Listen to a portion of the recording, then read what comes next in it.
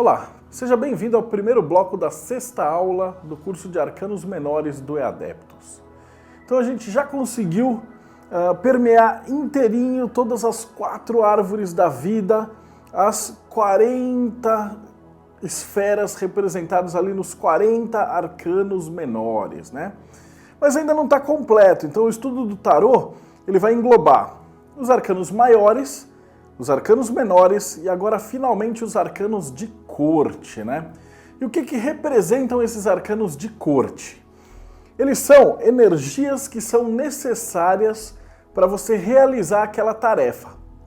Geralmente a maioria dos tarólogos assume que são pessoas externas ao consulente que estão envolvidas ali no problema, né? Então, de acordo com as características desses elementos, né, as características de cada uma dos aspectos da corte, você vai ter uma pessoa de fora. Mas isso não é necessariamente verdade. Então, por exemplo, às vezes você pode ter numa tirada um rei e alguém pode achar que aquela é uma energia do seu pai ou do seu chefe ou de alguém que tem uma autoridade. Mas se você não tiver ninguém ali, possivelmente e provavelmente, aquela energia pede que você assuma essa característica. Então, você vai ter que se comportar como um chefe, como um pai, como uma autoridade. Entendeu? Então ele vai dizer ali, não pessoas específicas. Esse é um erro que muito tarólogo comete. Ele não vai dizer que é uma pessoa específica, mas ele vai dizer que é uma energia que é necessária para resolver aquele assunto naquele determinado ponto da leitura. E aí cabe a você que está fazendo ali a leitura entender o que é que está acontecendo e verificar se realmente são pessoas que estão em volta, que estão fazendo aquilo, ou se essas pessoas simplesmente estão ocupando esta energia e de repente você pode ocupar essa energia e resolver o problema fazendo aquilo que está colocado ali, né? Então, quais seriam esses arcanos de corte? Eu já contei aquela nossa aventura, né, ou a grande história de contos de fadas, que envolve ali a princesa, o cavaleiro, o rei e a rainha. Então eu vou fazer uma retrospectiva e aí a gente vai entender um pouquinho melhor agora que você já sabe quais são todos os arcanos que fazem parte aí das 4 árvores, né? Então a princesa, ela sempre vai representar dentro dos arcanos de corte aquele elemento mais ligado a Malkuth, a terra. Tanto que os estudiosos colocam essa carta equivalente ali na posição de número 10. Só que ela não é exatamente a posição de número 10. Tem que ver que o 1 mais 0 vai dar 1. Então ela é uma mistura do número 1 com o número 10. Vamos imaginar o seguinte. Você tem a terra prontinha para você fazer uma semeadura. E aí você joga a sementinha lá. Lembra que a semente é o quê? É o número 1. É aquele começo de melhor momento para você começar alguma coisa, um negócio. Quando essa semente é mergulhada na terra, que é o 10, é Malkuth, então ela começa a brotar aquela plantinha. Então você percebe que essa energia ela acabou de ser criada e ela está delicadamente surgindo. E ela vai necessitar de um cuidado para aquilo se desenvolver. Então essa é especificamente a energia da princesa. Então é uma energia elemental daquele elemento que nós vamos falar nos próximos blocos dessa aula, que vai precisar de um cuidado para se desenvolver. Já o cavaleiro, ele é Tiferet, ele é o número 6, ou príncipe, se você preferir.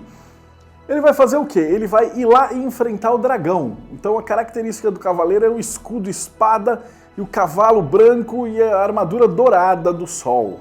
Então ele é o nosso sagrado anjo guardião. Ele está associado àquela energia do fogo, aquela energia de realização. Então quando você pensar aí num cavaleiro daquele elemento, você pensa assim, uma força realizadora do elemento tal, que nós vamos também discutir aí nos próximos blocos. Escalando um pouquinho mais a árvore, nós vamos ter as posições principais lá de cima, do lado da coroa, que é justamente o quê? Roquemar e Binah. Então Roquemar é o grande rei e Binah é a grande rainha. Então quando a gente está falando aí da energia de rainha, A gente está falando de uma energia que é madura, uma energia que está desenvolvida, porém ela está conectada com os aspectos yin dessas energias, né?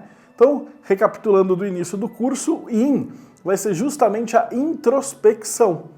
Então, a energia da rainha é uma energia que cuida da parte de dentro. Então, por exemplo, no caso da energia da terra, o rei vai ser energia yang. Ele cuida de aspectos para fora do reino, para fora do castelo. A rainha cuida de aspectos para dentro do castelo. E assim por diante, eu vou desenvolver isso nos próximos blocos.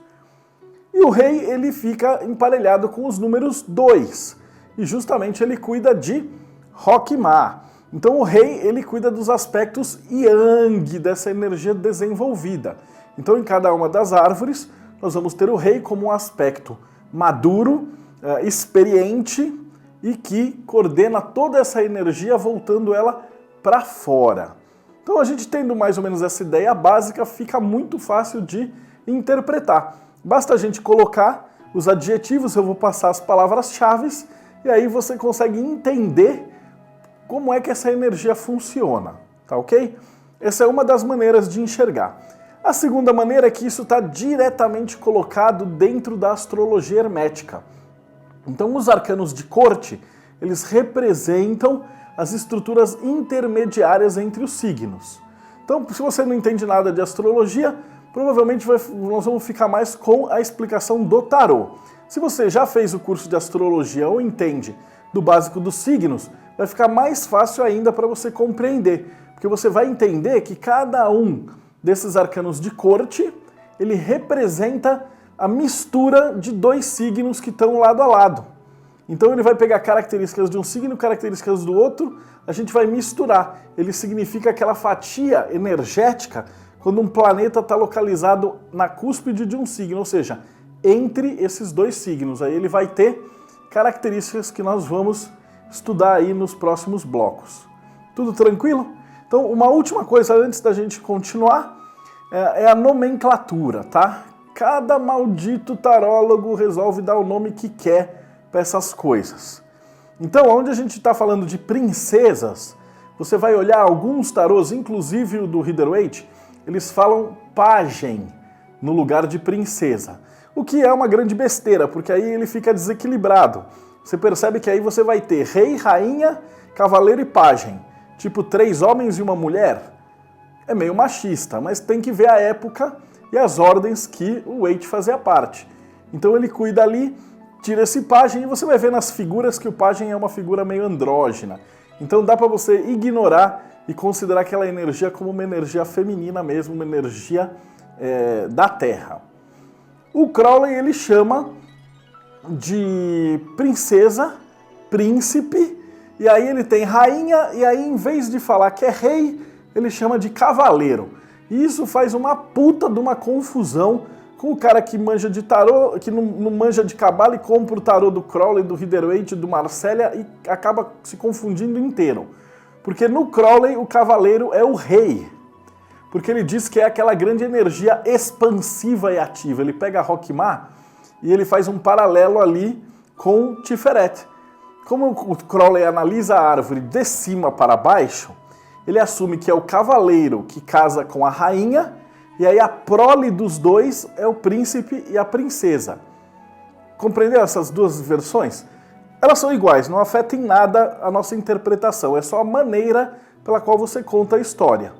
Num deles, para o Rider-Waite, o príncipe e a princesa, né, o cavaleiro e a princesa, eles se casam e aí eles se tornam o rei e a rainha. Então são duas figuras que evoluem na escalada da árvore da vida, né? Ele faz aí o caminho da serpente. Para o Crowley você vai ter um rei e uma rainha um cavaleiro e uma rainha que se casam e aí eles gestam o príncipe e a princesa que são irmãos. Então ele faz a descida da pomba. Então trata-se aí de 4 energias separadas. Para o nosso sistema de interpretação isso não vai afetar em nada. É mais para você não cometer esse erro de fazer a confusão. Escolhe o tarô que te agrada mais e escolhe a nomenclatura que te agrada mais. O que vai funcionar no final das contas é o que o seu sagrado anjo guardião e você combinaram. Tá ok? Então no próximo bloco eu vou começar falando dos elementos, né, dos nobres e dos arcanos de corte do elemento terra.